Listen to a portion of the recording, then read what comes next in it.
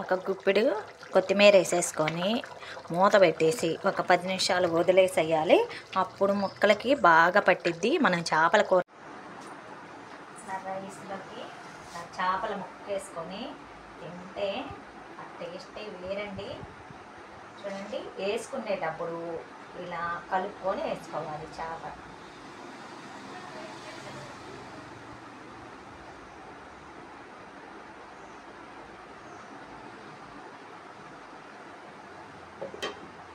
ఎంత స్మెల్ వస్తుందో చేపల కూర.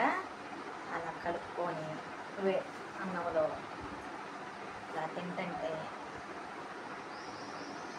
చాలా బాగుంటుంది.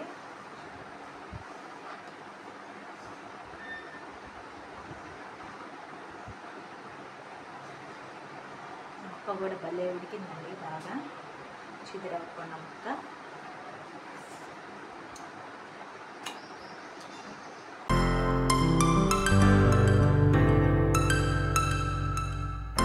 ఇంకా ఎలా చేయాలో చూపించేస్తాను. ఈ చేపలు వచ్చేసి వంజరాలు అంటండి, చాలా టేస్ట్గా ఉంటాయి. ఈ చేపలకి ఏంటంటే వీటికి పైన లేయర్ తీసేస్తేనే బాగుంటాయి అంట తినటానికి. అందుకని లేయర్ మొత్తం తీసేసి నీట్గా కల్లుప్పు అయితే వేసేసుకొని బాగా నీట్గా 2-3 సార్లు నిమ్మరసం వేసేసుకొని బాగా కడిగేసేసుకోవాలి. ఇలా కడిగి పెట్టుకున్న తర్వాత మనం చేపలు ఈ విధంగా ముందుగా కలిపి పెట్టుకున్నాం అనుకోండి, పసుపు ఉప్పు కారం వేసుకొని మ్యాగ్నేట్ చేసి పెట్టుకున్నాం అనుకోండి, మంచి టేస్ట్గా ఉంటుంది ముక్క అనేది.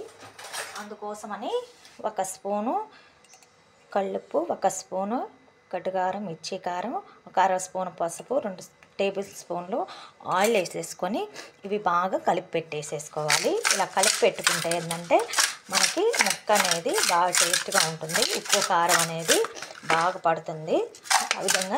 ఈ విధంగా బౌల్లో వేసేసుకునేగా వదిలేసారు అనుకోండి, ముక్కలకు బాగా పట్టేస్తుంది.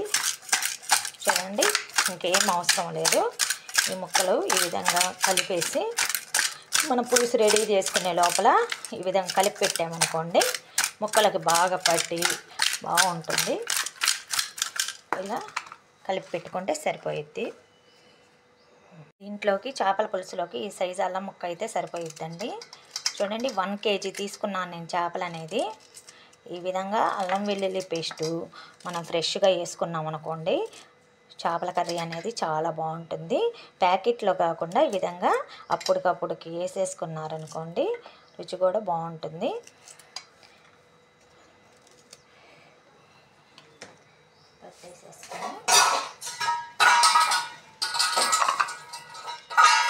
ఇదంతా బాగా మిక్సీ పట్టేసుకోవాలి మెత్తగా. దీంట్లోకైతే 3 సైజు టమాటాలు, 2 ఆనియన్స్, పచ్చిమిర్చి ఇవైతే బాగా నీట్గా కట్ చేసేసుకొని పెట్టేసేసుకోవాలి.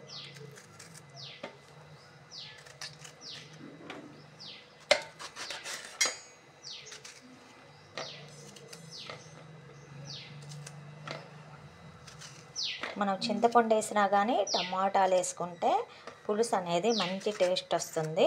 అందుకని టమాటాలు కూడా ఒక 2-3 నార్మల్ సైజు మీడియం సైజు వేసుకున్నారనుకోండి, గ్రేవీ కూడా వస్తుంది మనకి.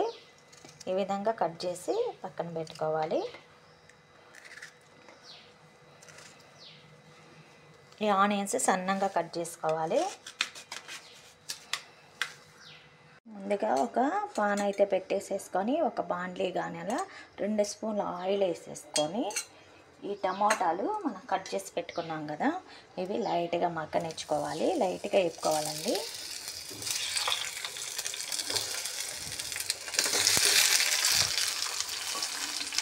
ఈ విధంగా 1 నిమిషం మగ్గిందాక వదిలేసేయాలి. ఇలా వేగేటప్పుడు ఒక 5-6 చిన్నులపాయ రెబ్బలు వేసుకోవాలండి. వేసుకొని వీటిని బాగా వేసుకోవాలి. కొద్దిగా లైట్గా వేగితే సరిపోతుంది మనకి. ఈ విధంగా టమోటాలు మగ్గనిచ్చి చేపల పులుసు చేశారనుకోండి, చాలా టేస్ట్గా ఉంటుంది. అందుకనే టమాటాలు ఆల్రెడీ కొద్దిసేపు మగ్గనిస్తే సరిపోతుంది. చూడండి, ఈ విధంగా వేగితే సరిపోతాయి. ఈ విధంగా వేగినప్పుడు మనం స్టవ్ ఆఫ్ చేసి పూర్తిగా చల్లారనిచ్చుకోవాలి. ఇలా అల్లం వెల్లుల్లి పేస్ట్ కూడా మెత్తగా వేసేసుకోవాలండి. అల్లం పేస్ట్, పచ్చి కొబ్బరి ఆ విధంగా వేసి పెట్టుకున్నానండి. పచ్చి కొబ్బరి వేసుకుంటే మంచి టేస్ట్గా ఉంటుంది. నేనైతే అరచిప్ప వేసుకున్నాను పచ్చి కొబ్బరి 1 కేజీ చేపల్లోకి. పచ్చి కొబ్బరి వేస్తే చేపల కూర చాలా టేస్ట్ ఉంటుంది. ఆ విధంగా వేసేసుకొని మెత్తగా 2 పక్కన పెట్టేసేసుకున్నాను. మిక్సీ జార్లో వేసేసుకొని టమాటాలు ఉడకబెట్టుకున్నాం కదా, మగ్గనిచ్చుకున్నాము. ఇవన్నీ బాగా మెత్తగా పేస్ట్ లాగా వేసుకోవాలండి. ఈ విధంగా వేసుకుంటే సరిపోతుంది. మరీ మెత్తగా కాకుండా కొద్దిగా ఈ మాదిరిగా వేసుకుంటే సరిపోతుంది. ఇలా పక్కన పెట్టేసేసుకోవాలి. సన్నంగా కట్ చేసి పెట్టుకున్న ఆనియన్స్ కూడా ఈ విధంగా సన్నంగా కట్ చేసి పెట్టుకోవాలి. పచ్చిమిర్చి ఒక 4. చూడండి, ఇంకా చేపల కూర అయితే రెడీ అయిపోయిద్ది. ఆల్రెడీ చింతపండు కూడా నానబెట్టేసుకున్నానండి. ఇదంతా రసం తీసుకొని పక్కన పెట్టేసేసుకోవాలి. చూడండి, చేపలు మనం తీసుకున్నప్పుడు క్లీన్ చేసుకునేటప్పుడే ఈ విధంగా చింతపండు నానబెట్టుకున్నాం అనుకోండి, మనం చేపల కూర చేసుకునే లోపల ఈ చింతపండు నానిపోయిద్ది, కూర కూడా మనకు తొందరగా అయిపోయిద్ది. ఈ విధంగా మొత్తం రెడీ చేసి పెట్టేసుకున్నాను.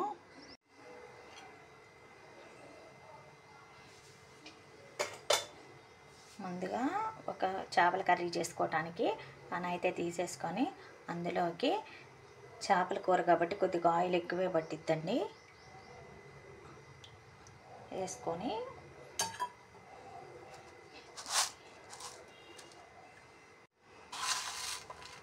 ఇలా ఆయిల్ వేడెక్కిన తర్వాత ఒక 1/2 స్పూన్ మెంతులే వేసుకోవాలి. ఈ చేపల కర్రీలోకి ఇంకేం వేసుకోకూడదండి, టేస్ట్ మారిపోతుంది.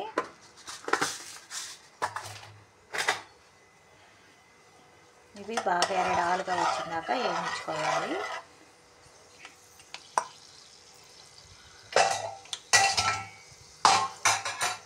ఇలా వేగిన తర్వాత పచ్చిమిర్చి సన్నంగా తరిగి వేసుకున్నవి, ఆనియన్స్ వేసి బాగా వేయించుకోవాలి.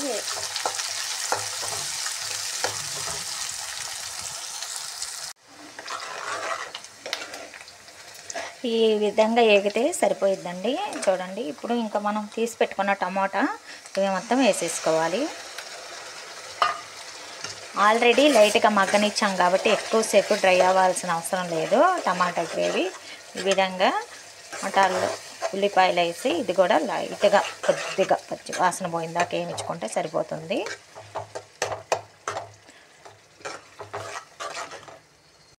లైట్గా ఇలా మగ్గిన తర్వాత చూడండి, ఈ విధంగా సరిపోతుంది.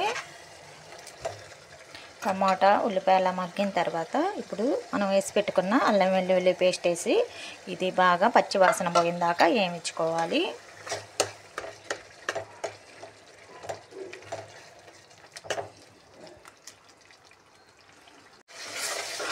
ఇది కూడా లైట్గా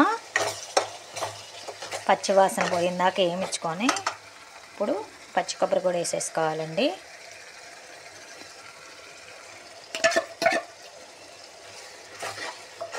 ఈ పచ్చి కొబ్బరి కూడా వేసుకొని ఇందులో బాగా కలుపుకోవాలి. ఇది కూడా పచ్చి వాసన పోయిందాక వేయించుకోవాలి. ఇలా వేయించుకొని ఈ టైపులో ఒకసారి చేపల కర్రీ చేశారనుకోండి, చాలా టేస్ట్గా ఎక్సలెంట్గా ఉంటుంది. ఈ విధంగా పచ్చివాసన పోయిందాక ఇవి కూడా వేయించుకోవాలి. ఇవి కూడా ఇలా వేగినప్పుడు ఇలా గ్రేవీ ఇలాగ వస్తుంది. చూడండి ఎలా వచ్చిందో. ఇలా వచ్చినప్పుడు ఆల్రెడీ మనం ముక్కలో కలిపి పెట్టుకున్నాం కదా, చూసుకొని ఉప్పు అనేది వేసుకోవాలి. 1 స్పూను కల్లుప్పు వేసుకోండి. చేపల పులుసులోకి చాలా టేస్ట్ ఉంటుంది. ఇందులోకి కారం, ఈ చేపల కూర కొద్ది కారం ఎక్కువ పట్టిద్దండి, అందుకని 4 స్పూన్లు కారం అయితే వేస్తున్నాను. 1 స్పూను పసుపు వేసి బాగా కలుపుకోవాలి. పసుపు, ఉప్పు, కారం అనేది చేపల పులుసులోకి బాగా పడుతుంది, అందుకని కారం కొద్దిగా ఎక్కువే పడుతుంది. చింతపండు పులుసు అన్నీ వేస్తాం కాబట్టి ఈ కారాలు అవన్నీ కొద్దిగా పచ్చి వాసన పోయిందాక కలుపుకోవాలి.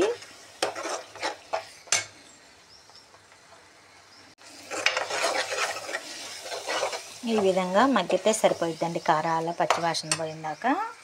ఇప్పుడు మనం తీసి పెట్టుకున్న చింతపండు పులుసు మొత్తం పిండేసాను.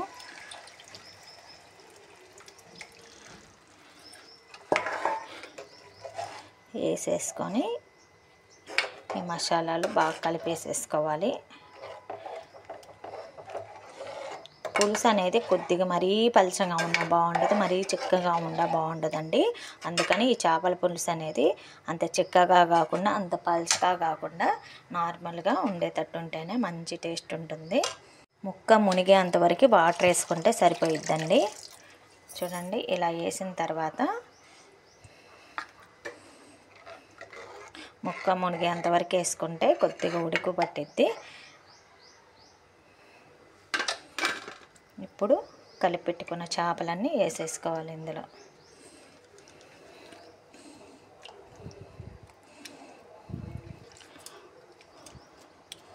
ఉప్పు కారాలు బాగా పట్టించాం కాబట్టి బాగా ముక్క అనేది బాగా గట్టిగా మెత్తబడకుండా పులుసులో వేసినా కానీ బాగుంటుంది. కలిపేసి మూత పెట్టేశారనుకోండి, ఇంకా 10 నిమిషాల కల్లా చేపల పులుసు రెడీ అయిపోతుంది. అలా మూత పెట్టేసి 10 నిమిషాలు వదిలేస్తే పులుసు అనేది బాగా ఉడికిపోయిద్దండి.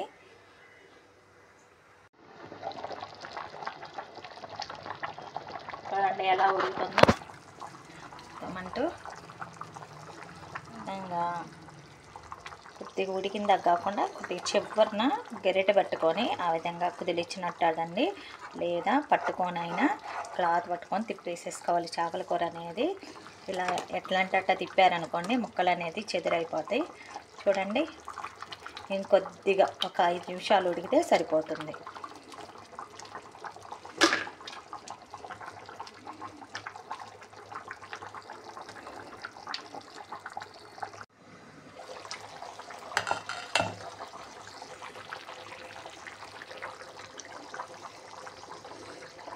కూర చూడండి ఎలా దగ్గర పడి ఆయిల్ అంతా బాగా పైకి వచ్చేసి బాగా ఉడికిపోయింది. ముక్క కూడా బాగా ఉడికిపోయిందండి.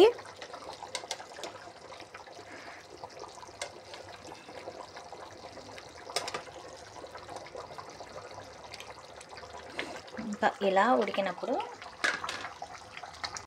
ఒక గుప్పిడు కొత్తిమీర వేసేసుకొని మూత పెట్టేసి ఒక 10 నిమిషాలు వదిలేసేయాలి. అప్పుడు ముక్కలకి బాగా పట్టిద్ది. మనం చేపల కూర అయిపోగానే తినకూడదండి. ఒక 10 నిమిషాలు ఆగి తిన్నామనుకోండి ముక్కలకు బాగా పట్టి టేస్ట్ ఇంకా చాలా బాగుంటుంది. చూడండి, ఈ విధంగా సింపుల్ వేలో ఈజీగా చేపల కూర అనేది ఈ విధంగా ట్రై చేయండి. చాలా టేస్ట్ ఉంటుంది, చాలా రుచిగా కూడా ఉంటుంది. ముక్క చూడండి ఎక్కడ మనకి రవ్వకుండా ఎంత బాగా వచ్చిందో.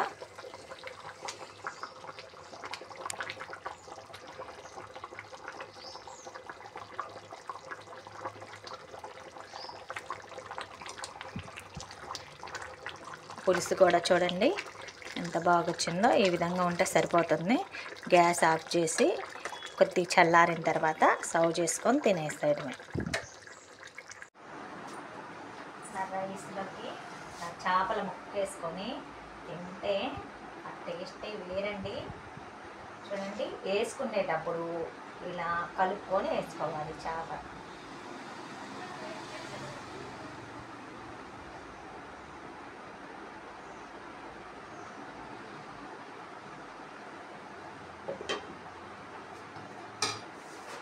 ఇప్పుడు కలుపుకొని తింటే ఉంటుంది.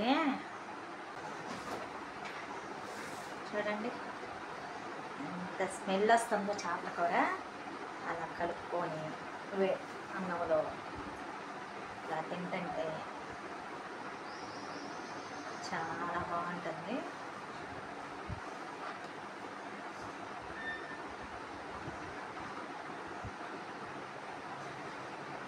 ముక్క కూడా భలే ఉడికిందండి, బాగా చిదిరకుండా ముక్క.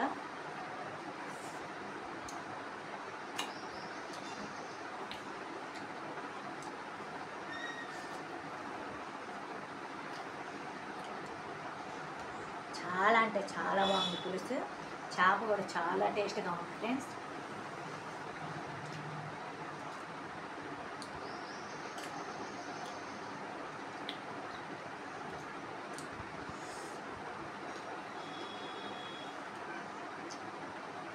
గ్రేవీ అన్నీ వేసుకున్నాం కాబట్టి టమాటాలు మగ్గనిచ్చి చాలా టేస్ట్ ఉంది. చూడండి, కొద్ది కలుపుకుంటేనే ఎలా కలిసిపోతుందో. చేప కూడా బాగా చాలా టేస్ట్ ఉంది చేప.